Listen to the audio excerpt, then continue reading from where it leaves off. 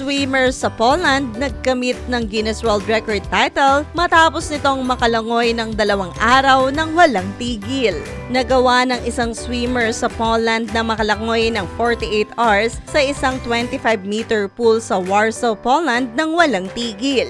Nagawa ni Karolina Szczepaniak na makalangoy sa distansyang 149.02 kilometers sa isang 25 meters pool at hindi ito umahon sa tubig.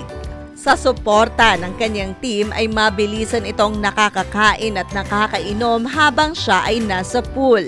Upang magawa ni Karolina ang world-breaking attempt ay sumabak siya sa maraming endurance training, proper nutrition at tamang pag-manage ng pagod. Samantala kasabay ng kanyang pagkamit ng world record title ay pagsasagawa ng fundraising initiative para magbigay ng suporta sa isang organization na tumutulong sa mga batang may kapansanan.